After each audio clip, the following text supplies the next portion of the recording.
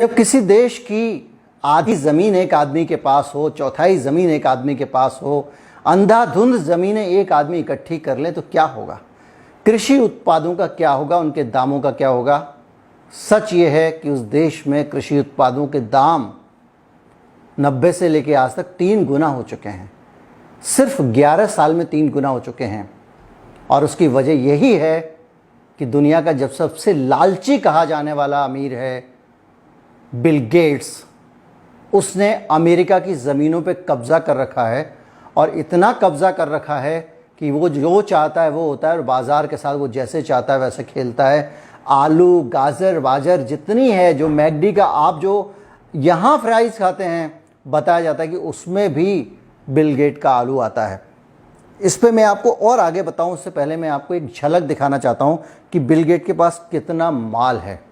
उसके पास कुल 2,68,984 एकड़ ज़मीन है अमेरिका में अकेले। उसके पास लुसियाना में 69,000 एकड़ ज़मीन है। उसके पास अरकानसस में 48,000 एकड़ ज़मीन है। एरिजोना में 25,000 एकड़ ज़मीन है। ये सब कृषि योग्य खेती की ज़मीन है। इसके अलावा बिल गेट्स का फॉर्म इतना बड़ा है, जो मैंने आपको बताया कि उसका जो वॉशिंगटन में फॉर्म है उसको आप अंतरिक्ष से देख सकते हैं। 18 राज्यों में अमेरिका के बिल गेट्स की खुद की ज़मीनें हैं। जहाँ जो ज़मीन मिल सकती थी उसने खरीद ली। अमेरिका में कोई संरक्षणवाद है नहीं, खुली छूट है। अगर आपके पास पैसे हैं तो आप जो चाहे कर सकते हैं। बिल गेट लुसियाना में 70,000 एकड़ ज़मीन पे सोयाबीन, कॉर्न, कॉटन और चावल उगाते हैं और अपने मर्जी से मार्केट को तय करते हैं। वहाँ के जो किसान हैं वो किसान बिल गेट के लिए काम करते हैं। उनका आलू 14,000 एकड़ ज़मीन पे जो वो आलू और सोयाबीन वगैरह उगाते हैं वो सारा का सारा मैंने आपको बताया कि किस तरह से वो बड़े बड़े कॉरपोरेट्स के पास में चिप्स बनने के लिए और फ्राइज़ बनने के लिए उन्हीं का आलू जाता है। जिस अमेरिका में बिल गेट का पूरा ये कारोबार है, इतनी ज़मीनें हैं, उसमें आधे किसान 50% किसान ऐसे हैं जिनके पास में अपनी ज़मीनें नहीं हैं। आप सोच लीजिए, इससे आप अंदाज़ा लगा लीजिए कि किस तरह से पूरे सिस्टम पे पूंजीपतियों का शिकंजा कसता चला जा रहा है। किसान बेदखल हो रहे हैं। और अब क्या हो रहा है कि ये किसान बिल गेट के लिए काम करते हैं, बिल गेट्स के लिए काम करते हैं, उसके खेतों में काम करते हैं और उसके लिए फसल उगाते हैं। जाहिर बात है, जो ज़मीन के मालिक का मुनाफा है उसका मुकाबला किसान कभी नहीं कर सकते। मैं आपको बता रहा हूँ कि NBC न्यूज़ ने सेंटर फॉर रूरल अफेयर्स है, उसके पॉलिसी डायरेक्टर जोनाथन हेल्डिक से बात की। जोनाथन हेल्डिक ने बताया कि किसान के पास खुद की ज़मीन नहीं है। किसान के पास खुद की ज़मीन नहीं है, उसको किसी और ने ले रखा है। जो बिल गेट की ज़मीन है उस ज़मीन को भी वो खुद नहीं जोतते हैं, उसकी देखरेख नहीं करते हैं, वो किसानों से ही कराते हैं।